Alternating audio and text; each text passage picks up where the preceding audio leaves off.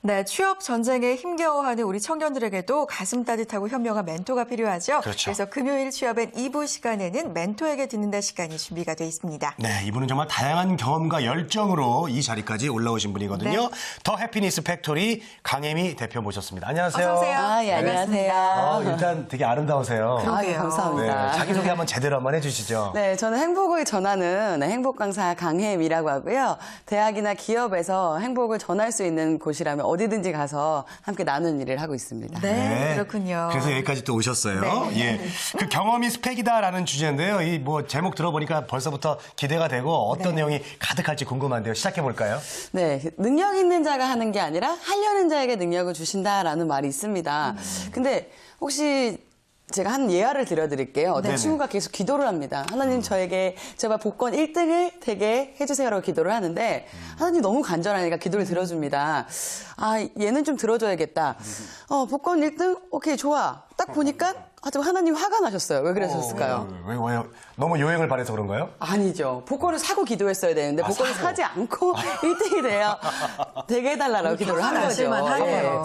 자, 바로 능력 있는 자가 하려고 하는 게 아니라 하려는 자에게 능력 주신다 이런 얘기를 했는데요. 복권을 사고 난 다음에 기도를 하고 이렇게 어떤 경험들을 통해서 무언가를 만들어내야 되는데 그런 거 없이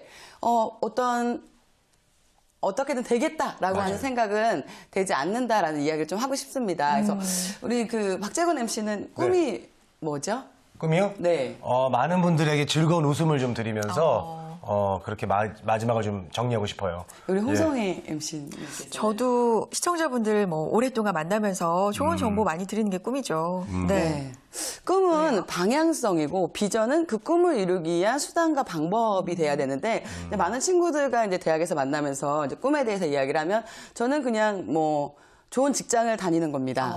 고등학생들 같은 경우는 좋은 대학을 가야 됩니다. 네. 이렇게 생각을 하는 것 같아요. 그래서 이제 꿈을 조금 구체적으로 그려보는 게 굉장히 중요할 텐데 나의 꿈은 방향성. 예를 들어 저 같은 경우에는 행복을 전하는 사람이다라는 게 꿈이라면 어떤 비전은 그러기 위해서 나는 강의를 하고 행사를 다니는 사람이 되겠다라는 게 어떤 비전이 될 수 있겠죠. 그래서 여러분들도 이제 비전 스케치라는 것을 좀 그려보는 게 좋을 것 같은데 아주 구체적으로 나는 몇 월 며칠 무엇을 할 것이다 라는 것들을 미리 적어보는 게 굉장히 중요할 것 같습니다.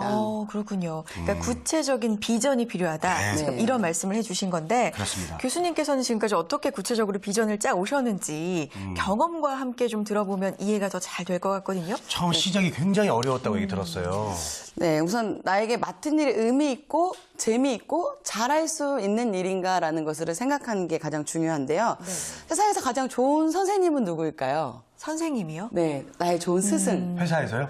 회사에서도 있을 거고 선배 아닐까요? 학교에서도 있을 거고 그렇죠. 그 선배? 모든 게 본보기가 될 수 있는 사람? 네. 바로 경험이 아닐까 경험. 생각이 듭니다. 그러네요. 그게 또, 그렇죠. 예, 그렇죠. 근데 수업료가 굉장히 비싸죠. 많은 경험을 쌓는다는 게.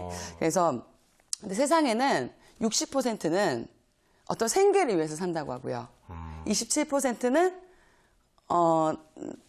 남에게 의존하는 사람, 그리고 10%는 자유를 누리는 사람, 네. 그리고 3%는 이 시대를 리더하는 사람이라고 합니다. 네. 우리 그 사회자님들께서는 몇 프로의 사람이 되시길 원하시죠? 당연히 3%. 되고 싶죠. 그쵸, 리드하는. 3%. 리더가 되고 싶죠. 그쵸. 예, 리드하고 싶어요. 맞아요. 네. 그러기 위해서는 조금 더 현실적인 그런 비전 게시판을 좀 만드셔야 되는데, 네. 진정으로 내가 원하는 미래인가, 진정으로 내가 할 수 있는 일이 무엇인가라는 걸 적는 게 굉장히 중요합니다. 네. 그래서 저는 사실 이렇게 얘기했지만 저 또한 서울에 있는 대학을 가는 게 저의 그냥 막연한 꿈과 비전이었던 것 같습니다. 그래서 저는 굉장히 건강해 보이죠, 제가. 아주 건강해 보이세요. 그죠? 예. 저는 요즘에 다시 방송 활동을 하고 계신 뽀빠이 이상용 씨 아시죠? 네, 네. 뽀빠이 이상용 씨가 사실 문제가 됐었어요. 근데 그게 무죄 판결이 됐었는데도 한 10년 정도 이상 방송에 못 나왔는데 뽀빠이 이상용 씨가 마지막으로 그 심장병 수술을 해줬던 친구입니다. 그래서 저는 어렸을 때 누가요?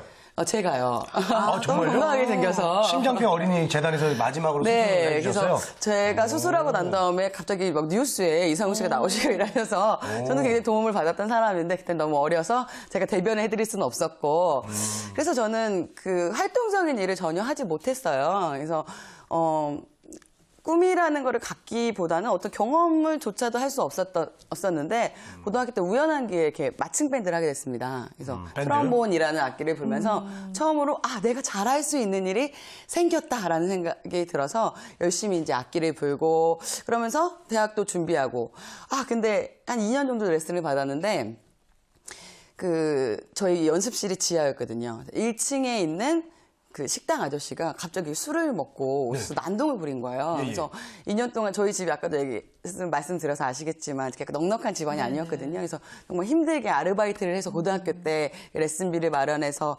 다녔었는데 저는 전치 4주죠. 거의 그 2달 정도를 병원 신세를 지게 됐고 저는 꿈을 이룰 수밖에 없는 그런 상황이 돌아왔습니다. 그래서 굉장히 고민을 하다가 여러 가지 아르바이트를 했습니다. 그래서 또 재수를 하기 위해서 아르바이트를 했는데 그 아르바이트 중에서 처음으로 저희가 누군가 잘한다는 얘기를 해주더라고요. 그게 어떤 바로 일을 하셨는데요?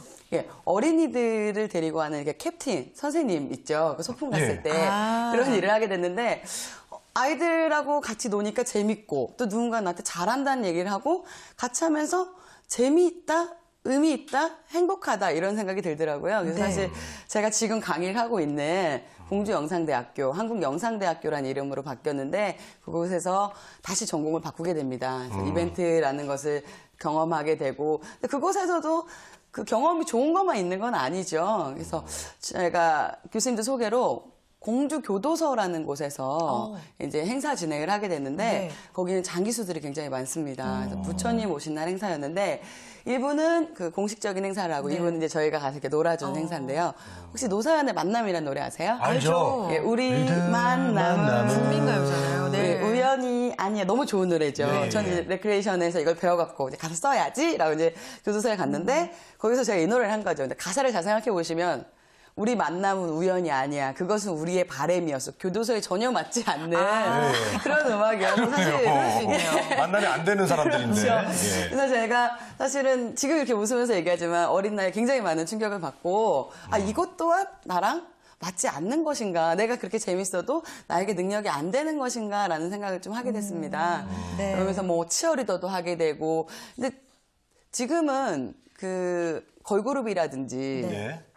뭐 레이싱 모델 이런 분들이 굉장히 인기가 많죠. 예. 저희 때는 그런 모델들이 별로 없어서 그 치어리더가 굉장히 인기가 많았어요. 치어리더는 그럼 어떻게 하게 되신 거예요? 그 교도소 일이 끝나고 나서 굉장히 힘들어하고 있을 때 제가 교도소라고 하니까 진행을 본인이 하고 나서 행사를 하고 나서 행사를 하고 교수님께서 너무 힘들어하니까 그러면 너는 말하는 거 말고 어떤 몸으로 표현하는 일을 해봐라라는 얘기를 하셔서 우연한 기회에 치어리더를 울산 모비스 남자 농구 치어리더를 또 했습니다. 알죠, 거기. 예. 그때만 해도 그 치어리더 인기가 굉장히 많았거든요. 근데 하면서 즐겁지가 않은 거예요. 왜 그랬을까 또? 왜 그랬을까요? 저는 항상 재미가 없나 봐요. 잘할 수 있는 일이 아니었던 것 같습니다. 제가 춤을 어렸을 때 쭉 췄으면 잘했다는 소리도 듣고 어떤 재미도 느꼈을 텐데 잘하는 일이 아니었기 때문에 또 그 경험해서 이제 끝난 거죠. 그래서 나는 정말 꿈을 찾기가 이렇게 힘든 것인가 다시 한번 생각을 했습니다. 나에게 의미 있고 재미있고 내가 잘할 수 있는 게 무엇일까? 그 의미를 제일 잘하는 건 대중하고 노는 거더라고요. 그래서 그때부터 생각했습니다. 놀자. 예. 놀자. 뭐 행사를 하던 뭐 진행을 하던 노는 거. 그게 바로 제가 할 수 있는 진행이더라고요. 그래서 말은 조금 어설프기도 하고 하지만 라이브에서 사람을 만나는 일을 그래서 무작정 동대문에 찾아갔습니다. 동대문에 무대가 굉장히 많죠. 이렇게 패션물들의 무대가 있는데 그렇죠. 예. 거기 가서 오디션 저 여기서 마이크 한번 잡게 해달라고 그 사실 경험은 누가 주어지는 게 아니라 이렇게 만드는 것 같아요. 그래서 그때만 해도 여자가 진행을 라이브에서 한다라는 거가 굉장히 의외였고 그래서 제가 진행을 하고는 사실 잘하지는 못했는데 또 제가 치어리더였으니까. 그래서 키가 크고, 이렇게 패션물에서는 어떤 의상을 입혀놓으면 꼭 진행을 안 하더라도 어떤 후레쉬 효과는 좀 됐었던 것 같습니다. 그래서, 그래요? 예, 그래서 그런 경험들을 통해서 사람들과 만나면서 계속 제가 부족함을 좀 느꼈습니다. 그래서 같이 공부를 하게 됐고 그 공부가 많은 경험들이 내가 실패했었던 그 네. 실패들이 어려웠던 것들이 어떤 강의의 소재가 되기도 하고 또 이렇게 하면서 제 꿈을 하나씩 이루게 됐습니다. 그렇군요. 그런데 동대문에서 이렇게 시작하신 분이 어떻게 이렇게 교수님까지 됐을까요? 나는 그러게요. 결정적인 공부를 어떤 또- 계기가 있었어요. 인정받게 된.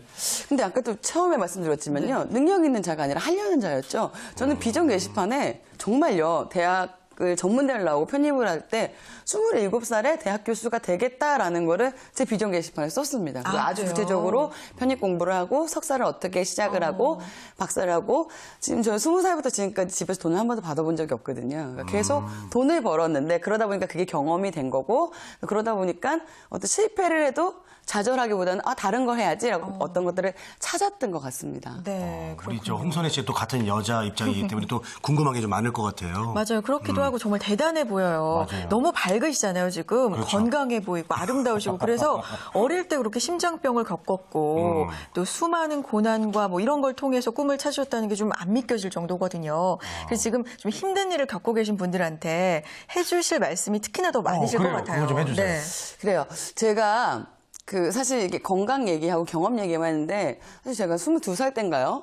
저는 깜짝 놀랐습니다. 행사를 하고 페이가 들어와야 되는데 통장에 돈이 안 들어오는 거예요. 예. 제가 넣었던 돈이 나오지도 않고 이게 뭐죠? 바로 제 그 신용이 불량이 되어 있더라고요. 근데 그래요? 한 15년 전만 해도 금융실명제가 있기 전이어서 네. 제 명예로 된 카드라든지 이런 것들을 만들 수가 있었어요. 부모님이.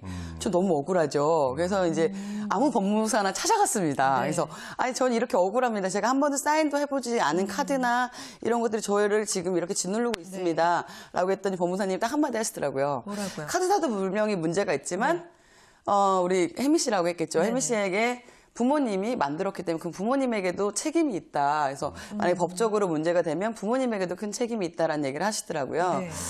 피터 프랑크의 죽음의 수용소라는 책에서 보면 그런 말이 나옵니다. 아무리 힘든 상황에서도 그걸 의미화시키는 게 굉장히 중요하다. 그래서 그런 상황에서 제가 그런 생각을 했습니다. 어차피 이걸 내가 벗어날 수 없다면 이걸 한번 즐겨보자라는 생각을 하면서 그 빚을 어떡하지? 그래서 사실 인터넷에 막 쳐보기 시작을 했습니다. 막 죽고 싶다라는 얘기도 써보고 그랬더니 뭐 개인회생 이런 게 나오더라고요. 그래서 분명히 방법은 있습니다. 근데 단 찾아볼 생각을 하고 움직이느냐, 저스트익이죠. 실행을 해서 움직이느냐, 생각만 하고 그냥 막연하게 기다리느냐가 차이인 것 같습니다. 그래서 지금은 아주 깨끗한 신용을 갖고 있지만 신용카드는 쓰지 않습니다. 제 신랑 걸 쓰죠. 체크카드만. 아니요, 신랑 걸로. 반전이네요. 예, 알겠습니다. 자, 우리 강희민 선생님 얘기 들어보니까 정말 그 몸도 좀 안 좋았었고요. 심장병 수술을 받을 정도로. 그리고 집안 형편도 안 좋았고, 치어리더도 해보면서 지금까지 이렇게 교수가 또 되고, 행복 강사로서 또 이제 널리 이름을 알리고 계세요. 앞으로 혹시 계획이 있어요? 앞으로 계획? 네, 앞으로는 제가 지금 이렇게 꿈꿔왔던 것처럼 제가 지금 대학을 4군데 정도를 강의를 나가고 있습니다. 강의를 많이 한다라는 건 한 군데 정착하지 못했다는 거죠. 그래서 전교수가 되는 게 이제 저의 꿈이고 또 아직 제가 결혼을 했는데 아이에 대한 꿈은 내년 5월 달로 잡았습니다. 2014년 5월이죠. 네. 5월 달에 임신을 해서 예. 아이를 낳는 출산까지도 제 계획을 쫙 잡고 있는데 사실 계획보다 모든 게 좀 빨리 오더라고요. 그래서 혹시 아이도 빨리 올지 모르겠지만 계속 많은 사람에게 행복을 전하는 그런 일을 하고 싶습니다. 네, 그렇군요. 저희들도 행복한 네. 에너지를 좀 많이 받은 것 같아요, 오늘. 맞아요. 네. 아무리 고난이 오더라도 긍정적인 생각과 비전이 함께한다면 성공하는 삶은 그렇게 어렵지 않은 것 같습니다. 네. 지금까지 더 해피니스 팩토리의 강혜미 대표와 함께했습니다. 고맙습니다. 네, 감사합니다. 감사합니다. 네. 자, 취업엔 오늘 순서는 아주 기분 좋게 여기서 마치겠습니다. 네, 대한민국에 일하고 싶은 모두가 힘차게 일할 수 있는 그날까지 저희 취업엔이 함께하겠습니다. 취업엔 우리가 있다.